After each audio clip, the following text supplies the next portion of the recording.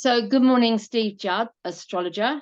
Thank you so much for joining me today, Karen Dodd, on Wise Women Weekdays. It's such a mouthful to say, but I'm getting the hang of it.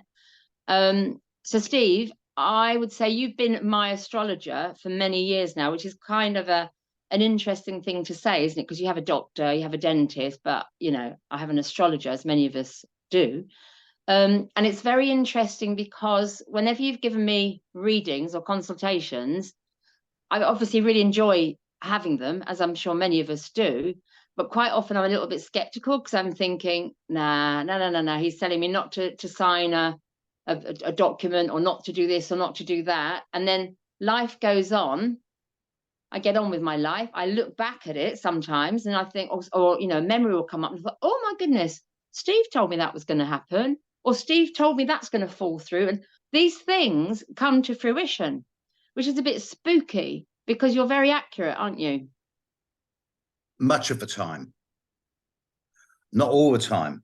Not all the time. Is that because of your capabilities as an astrologer, or because the planets are playing around a little bit? One of the oldest sayings, one of the three oldest sayings in astrology is that the planets impel, they don't compel. If I were right all the time, then I'd just be translating what's written in stone. The Eastern world, the Eastern astrologers deal with words like fate and destiny and predetermination and karma. The Western astrologers deal more with words like free will, choice, and self-determination. So the planets might say, okay, look, this is a really good time to sign a contract or move home, or this is not a good time to be getting married, but you can choose to go against it. Right. And of course, if you choose to go against the advice, you'll probably still be successful, but not as well as if you'd chosen the best time to do it. So a good astrologer should never make predictions. They should make forecasts. Right. And that's what I was going to say. You have choice in the matter, which is a beautiful thing that humans have, the freedom of choice. Absolutely. In certain situations. Some of that's changing. We're trying to keep that freedom that we have of choice and of everything. That's partly the beauty of living in a Western society. What about in comparison to things like tarot, spiritualists, mediums? Because, you know, women, I think in particular, love to go and have these sessions. We love to know about our future. Is that the same? Would you put yourself in the same sort of boat as that, the same box? No. Mm-hmm. 20 years ago, 7 or 8% of my clients were men. Wow. Right now, 22, 23% of my clients are men. So it's changing slowly. And I know one or two very, very good psychics and or mediums, channelers, tarot card readers, etc., etc., etc.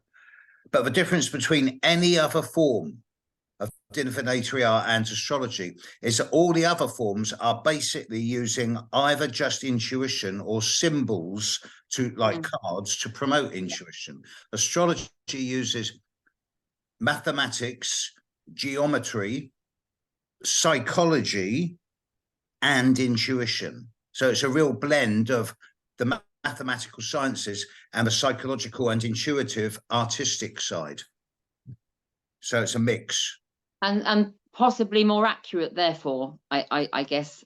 I choose to believe so, but then I'm on the inside looking out. But yeah. The majority of my clients keep coming back. Yes. So that tells me that I'm doing something right.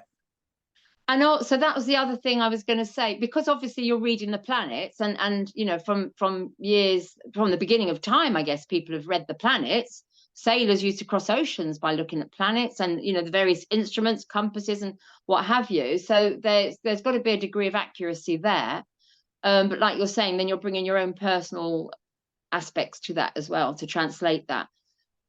If you forecast something that was happening next week, would another astrologer read the same, you know, the same message, get the same message? Is it that accurate? If 10 astrologers were to sit down and look at the the movements of the planets in the sky for the next week or 6 weeks or 6 years, well, not 6 years, 6 weeks, Okay. then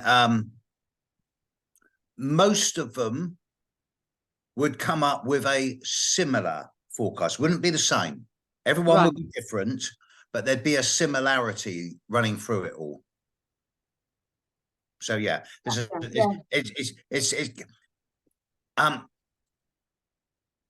I don't channel astrology.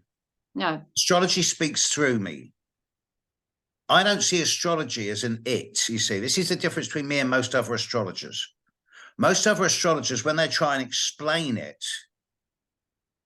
they get lost because they find it difficult to be able to rationally explain how planets in the sky can affect our lives on planet Earth, right? And most scientists and historians and academics will just poo-poo that idea.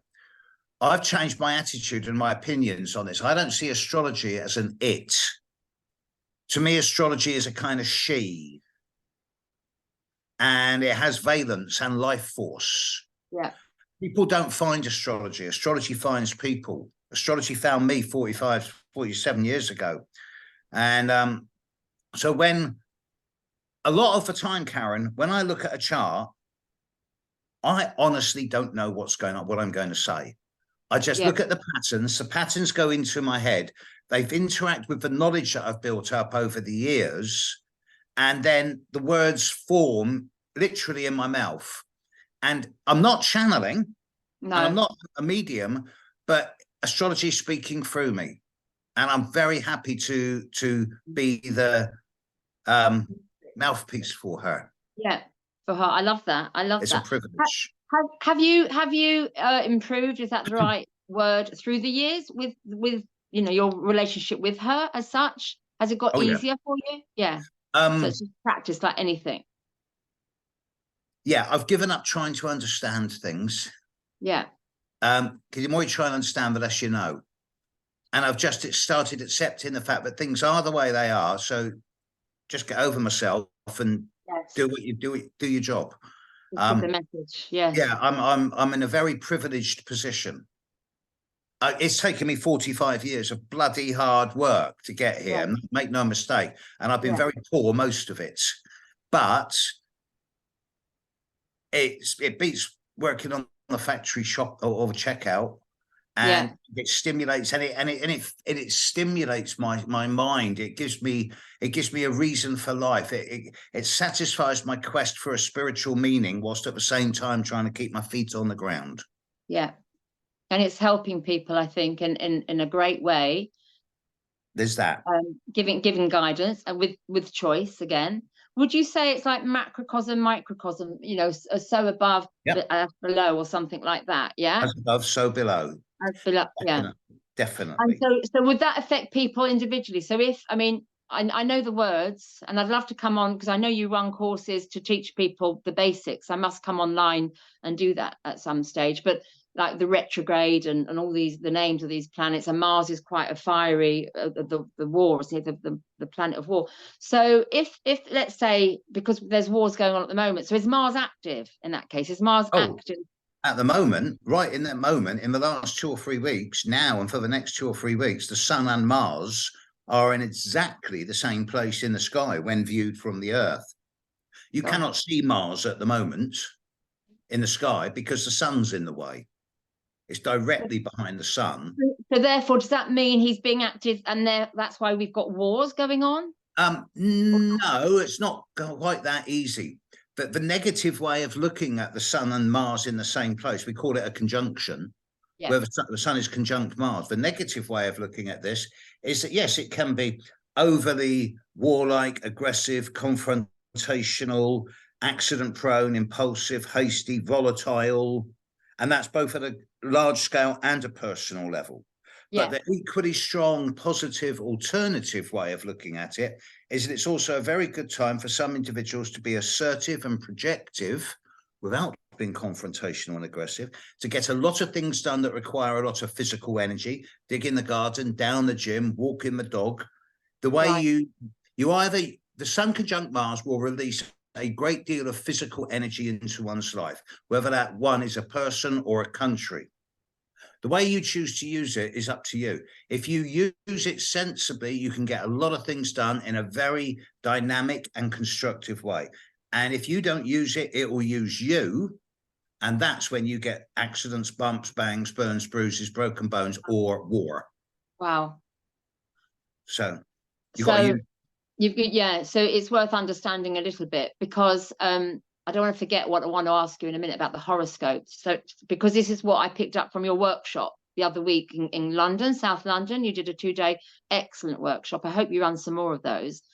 And you gave us not a warning, but you just gave, well, it was a warning, just saying, I don't know what the planets were doing, but you said, be careful as you drive home and, you know, as you walk down the stairs, because the planets are a little bit uppity at the moment and something might happen. And something did, didn't it? On that morning, at the start of that workshop, I said, look, folks, this is one of the most difficult days of the year. I said, well, why the hell are you running an astrology workshop? I said, because you've got to use the energy, because if you don't use it, it will use you. And because we were in an environment where everyone was interested in the astrology and everyone was on the same team, we were able to get some fantastic results. But in the outside world, as we started that workshop, that is when Israel moved in. That is when the attack happened on Israel by Hamas. Yes, yeah. And that's and things have got mental since then. And so, I mean, how accurate was that? You know, and when you said it, we just thought, okay, that's going on, another war. But I mean, that's kind of world changing, isn't it? What's going on? Yeah, other people who were there, one of the people who were there, their child was in a car crash that morning. Yeah, I remember you saying. So, you know, but the planets impel, they don't compel. We all have free, you can choose not to go to war. Of course, again, it's a choice. Some people seem to want to go to war, don't they? Because there's a maybe you know, ulterior motives. I'll leave that one there, but food for thought. So on that basis, then the accuracy of the stars and astrology is quite incredible, I think, because we just take it can be. And you also mentioned the horoscope. So, you know, as when I was younger, and I don't read any newspapers anymore, but a lot of us used to or still go to the newspaper to say, what do the stars say? You know, what's my horoscope today?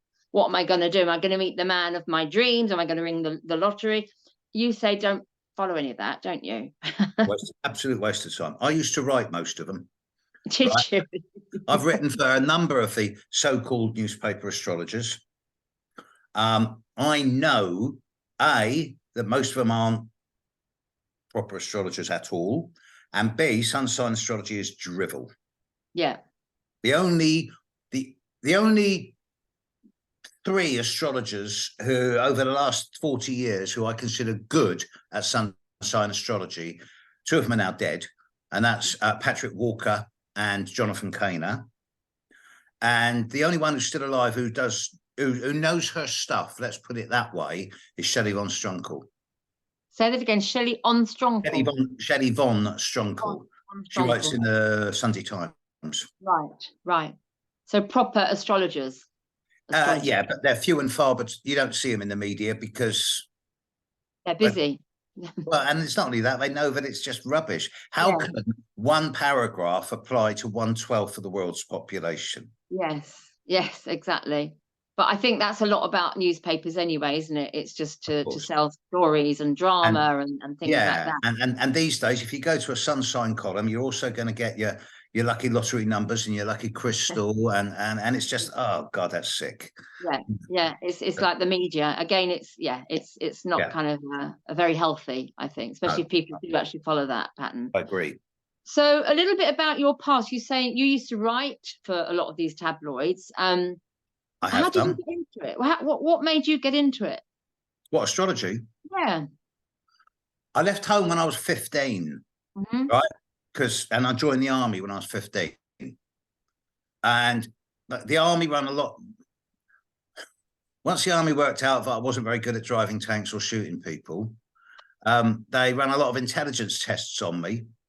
I thought, well, what's he good at? And they realized I was very good with codes and ciphers.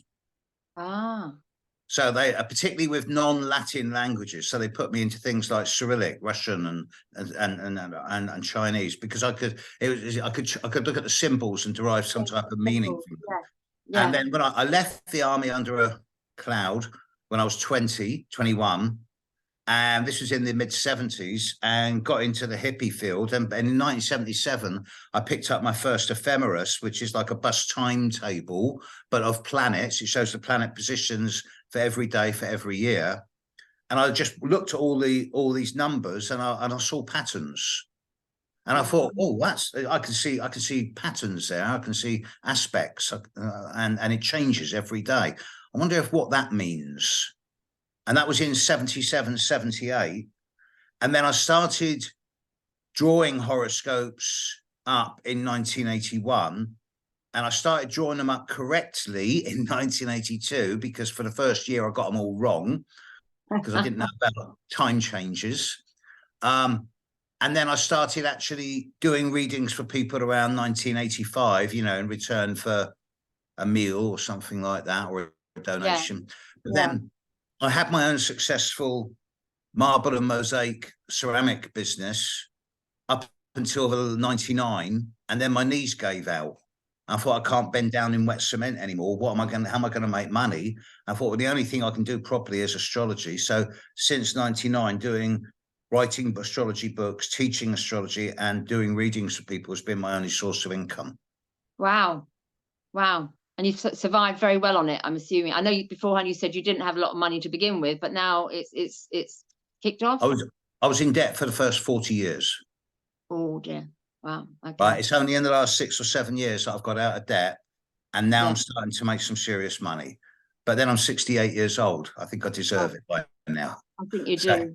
I know when I had a chat with you the other day, you said you're thinking about retirement, but I don't think so, because you've also said life begins at 60, doesn't it, or 70? So, well, my life began at 60. Yeah.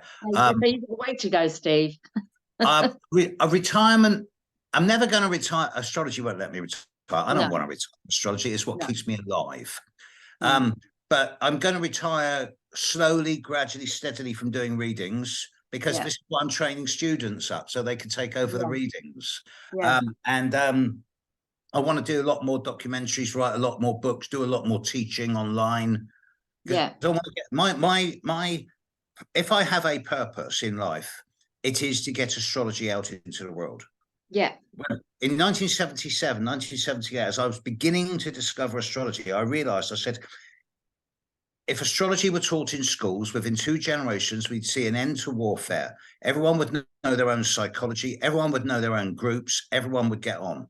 And now, thanks to the internet, I'm blessed to be able to teach astrology to people all around the world for a minimum amount of money on Zoom. It's amazing. I'm so fortunate. The internet has changed the world for that. It's helped a lot of people. And I'll put your website, your details underneath this description if anybody wants to get in touch with you and join up to your workshops. And carry on. No, I was just going to say, because you sort of led me to my next question that's just coming in my mind about the need for astrology, because it can help so many people. And to be able to, why are we not taught it in schools and or in colleges? Maybe that's changing now, because if we did, as you said, if we did know what was happening tomorrow or the next week, we could adapt ourselves accordingly. It's not just about external. The main purpose of astrology is to help us know ourselves better, to understand our own psychology. And coming back to what we were saying about the internet, I was fortunate enough to learn all my astrology before the computer revolution. These days, astrology is the second most researched subject on the internet. And obviously the first one is porn. The first one is what? Porn. Oh. But, Pornography? That I can't, no, surely not. But astrology's number 2. Wow, that's amazing. Yeah, it really is. That really, the idea, there's a vested interest in certain power blocks to not let people know about their own psychology, to keep people dumbed down so that they keep working in the factories and on the checkouts and reading the gutter press, and it's sheeple, keeping people dumbed down. And it's not It's not a particular power group. It's not a political element. It's not the banks or any families. It's a collective thing where over the millennia, groups of predominantly men, old men, have become very powerful, and they don't want to relinquish that. Now, I'm not buying into conspiracy theories because I'm too old for that stuff, but I know that there are a large number of people out there who will go a long way towards trying to stop astrology from being put out there into the world. And the way they do it isn't through cancelling it, it's through derision. It started in the 1700s when people like Daniel Defoe and Jonathan Swift were writing in Tatler and The Observer in the late 1700s. Of course, anybody who believes in astrology is stupid. Today, you've got people on television like Paul Whitehouse, Dara O'Brien, Brian Cox. You go, oh, you don't believe in astrology? Of course, the moon doesn't affect us. And it's that derision, the putting down, that appeals to the mass of people. Yeah, it's alienating people from each other and from their true birthright. Astrology will, if you study astrology long enough, you know that we are all born naturally intuitive with very strong psychic potential to develop. And that's what's been drummed out of us over most of our lives. And it's not deliberate. It's a kind of evolutionary necessity, because up until very recently, we've needed priests to look after our spirituality whilst we've been working in the fields. We've needed the governments and the collective factories in order to sort of get to a number where we can thrive and survive. But the internet has changed everything. Yeah. And we can now find our own spirituality. We can now research our own knowledge. We can now develop ourselves without anyone telling us what to do. Yes. Yeah. It's wonderful. Yeah, it is life changing, and I agree with everything you said. I think you've been totally on that page, and I think that's partly why I want to do these Wise Women Weekday sessions. You know, hopefully every day we'll have a couple of girls together talking to experts like yourself on any subject, because it's just an opportunity for us to share knowledge, get more information out there, and also let people find the information themselves rather than being told, because we have been indoctrinated through the various ways that we've grown, you know, through kindergarten to school, and then you go into a factory, like you say, or a job, and then you get into debt with your mortgage or your rent, and then you sort of have a few years off before you pop your clogs. And life shouldn't be like that. You know, there's a lot more out there. Yeah, there is a lot more out there. Okay, well, I think I don't want to take much more of your time. I'm good. If you've got any more questions, I'm good for 10 minutes yet. So yeah, I've got loads, but they're all in my head. I don't make notes of anything. I would say, how would you suggest people use astrology for their own benefit? By going online and tapping into something, by becoming more aware, reading books, going on a course? Should it be part of their daily routine, like brushing your teeth? I think that at a daily level, it's we're not quite at that state yet. Let's put it this way. The vast majority of the clients who keep coming back to me every 6 months or every year, and as I say, I'm really trying to get rid of most of my clients now. Oh, I'm still here. But the majority of them, they'll go away knowing that I've given them 2 or 3 areas of life over the next 6 to 12 months that are going to be strong in their lives, for positive or for challenging. And then also 2 or 3 specific weeks, or even small group of days, 3 or 4 days, where things are likely to get a little bit more either very fortunate or very hectic. And then they can use that to either sidestep problems or to push the foot down on the accelerator to rapidly improve their life. Many of my clients have come back and said that it gives me a 10% edge. Yeah. And that's sometimes that 10% is all you need. Yeah. Even I don't look at my chart every day, but then I know it. I know where everything is in the sky in my head. It's just part of my life. I do think that it would be very beneficial for everyone to know not only their sun sign, but also their moon sign, and their rising sign, or ascendant, as it's sometimes called. And for that, you need the time of birth. And of course, England, not the UK, England and Wales are one of the very, very few countries in the world that does not record the time of birth. Yeah. Scotland does. I know. I was discussing that with I think it's my sister yesterday, because we've just had I've just had my first grandchild last week, and we were talking about the time of birth, the date, and everything. And I said, well, I don't actually know the time. And then I was saying to my sister, when were you born? She can't remember. Is it on your birth certificate? I said, I don't think it is.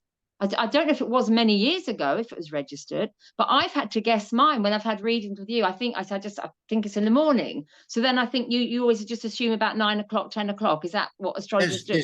There are ways of working out the birth time. Yeah. Through past event detection. You know, you can look at someone says, I don't know what time of day I was born.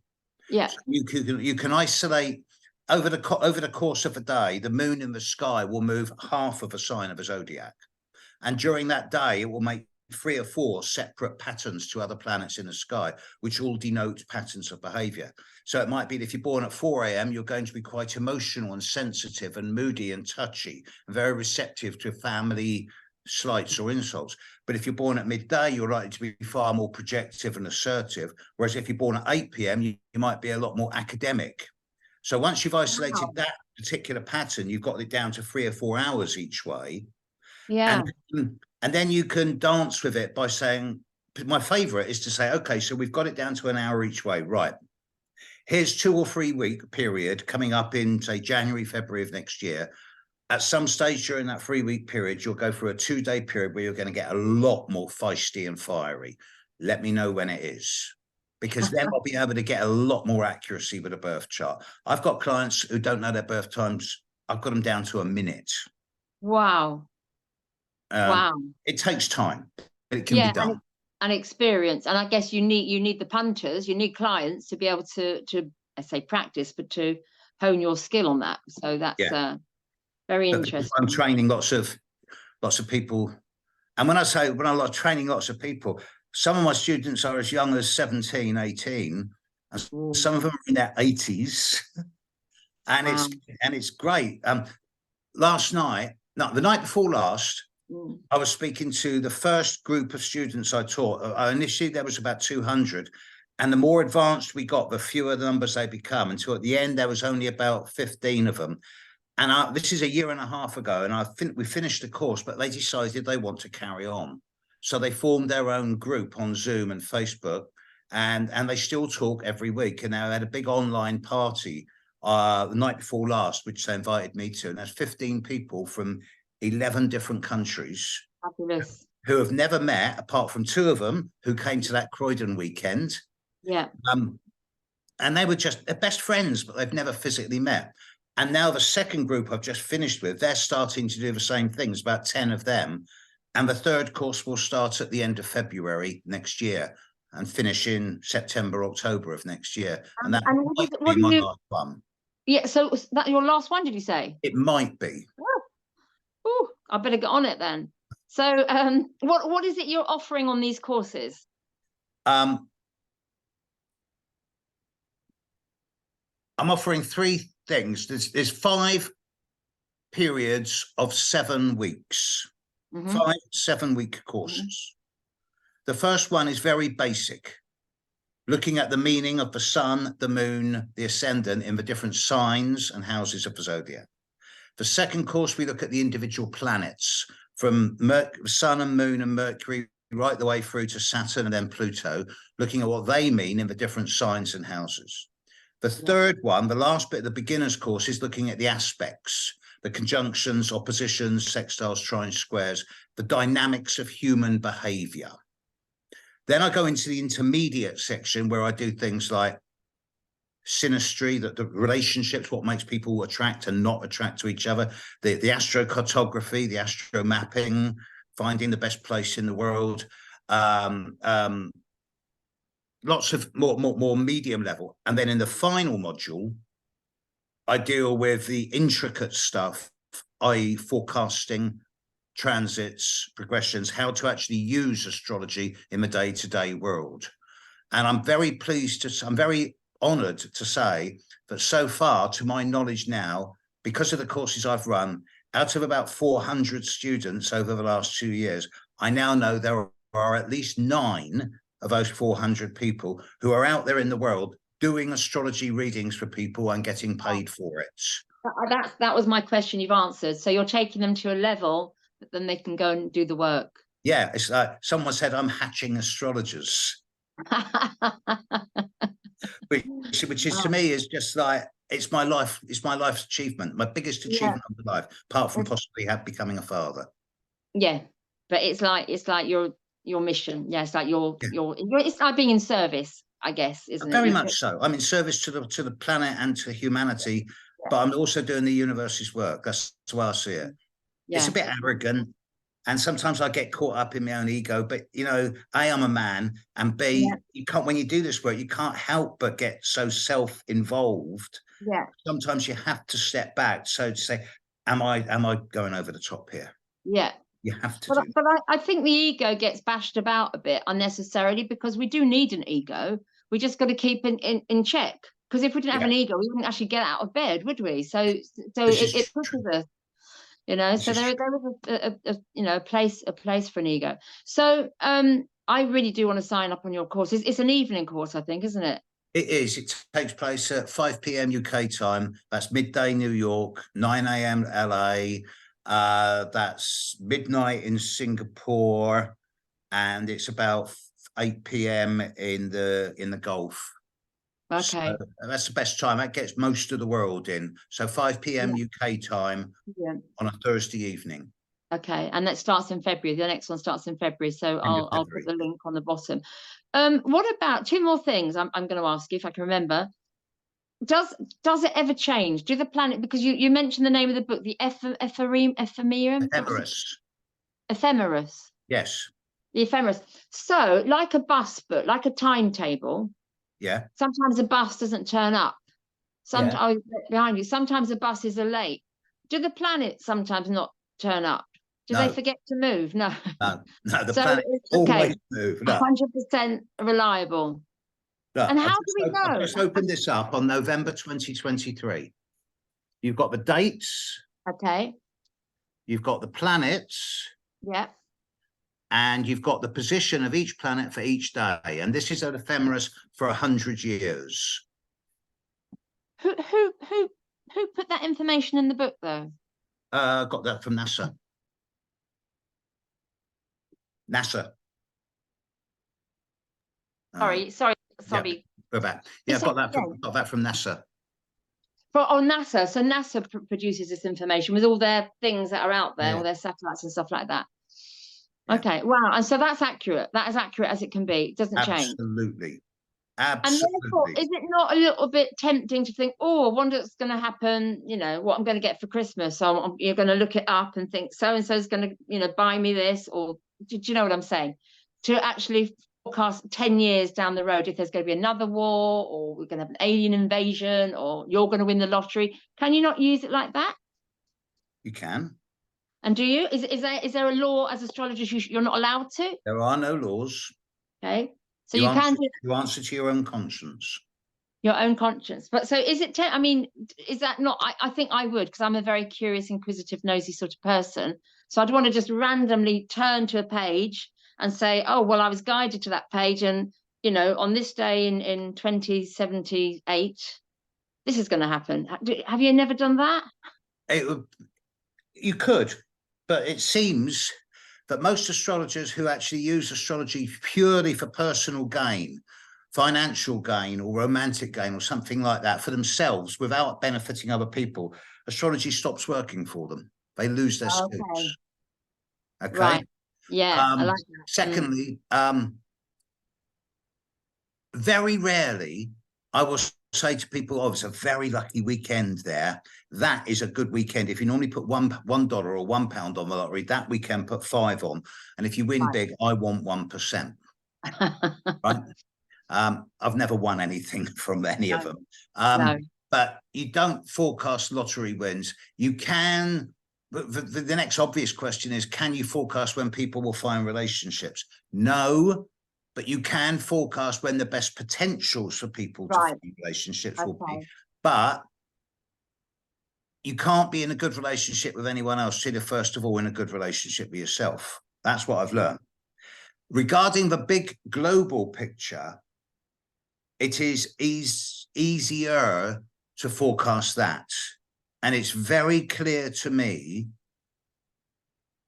that the evolving patterns in the skies over the next 2 to 3 years represent the biggest time of concentrated and compressed change for humanity for at least 8 to 10,000 years. We're heading into the biggest period of evolutionary history. It's going to be bonkers, to be honest. And it could be very good and it could be very bad. And I suspect it's going to get worse before it gets better. I can put a date on this. You can? I can. Are you going to? Yeah, I'm quite happy to do so. Okay. I feel that one way or another, the very long-term future of our species is going to be a lot clearer and a lot more determined by the events that occur sometime between January and May of 2026. Oh, gosh. Which is not far away at all. I hope I don't eat, well, I won't eat my words because I know something's coming, and I'm not going to say what I think it is on screen. I'll when I stop the recording, you can whisper it in my ear. I do suggest to everyone that the more you look to other people for your satisfaction, for your growth, for your well-being, the more disempowered you individually become. Astrology teaches you to empower yourself. And by empowerment, I mean lifestyle management, health, hygiene, diet, nutrition, exercise, immunity. Look after yourselves. Because at the end of the day, who else can you rely on? Yeah. Yeah. So it really is a case of getting your house in order in every which way. Very much so. And those that are good, those that take on the challenges, face head on, are going to absolutely accelerate, evolve, and thrive.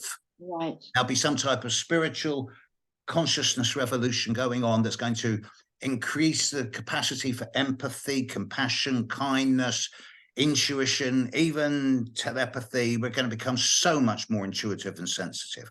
And those that don't will keep drinking the Kool-Aid and keep taking the antidepressants and keep reading the media, and they'll gradually get dumber and dumber. Yeah. So it's going to be another kind of divide, but it's a choice. It is a choice. Although for those people that aren't quite aware of what's going on in the world at the moment, it's probably a little bit more challenging because it's very hard for them to become aware. Absolutely, which is why I want to get astrology more and more into the world, because I want to take everyone with us. I want everyone to go along. I want the world to be a better place. Yeah, absolutely. So, but you know, the people at the very top aren't going to want to let go of their power base. Yeah. So, and I know the people at the very top use astrology as well. Yeah.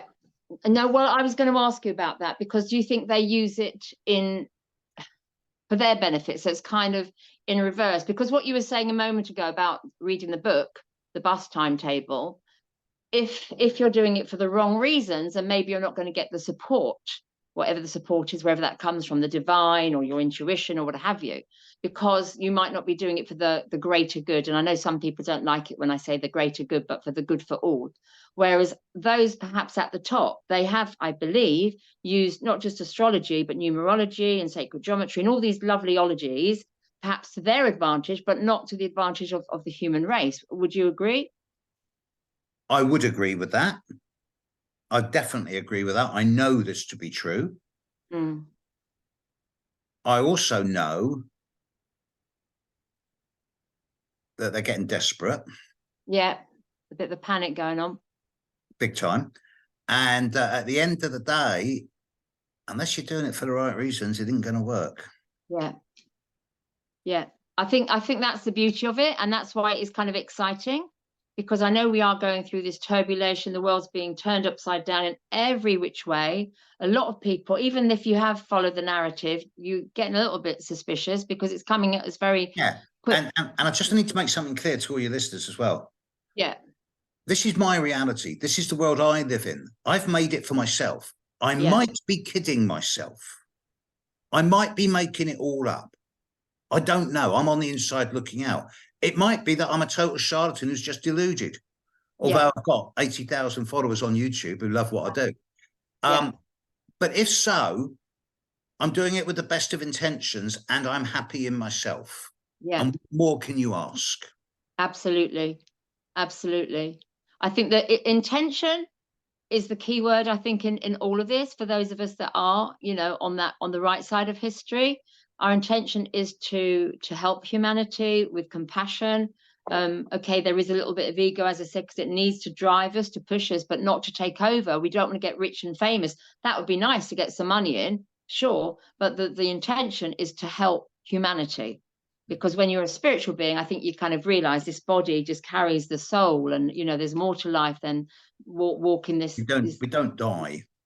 No, we just evolve. It's just an energy thing. And that, I think, is wonderful because so many more people are becoming aware of it. And I don't think that's just in my network of friends. No, Other everywhere. people, it's becoming more mainstream. It's like other people that would 10 years ago, if I'd said something like that, they'd think I'm bonkers. Whereas now it's just like, it comes into. When I say to people, you don't die, you just move into a different dimension. You know, the soul is eternal. You just change frequency.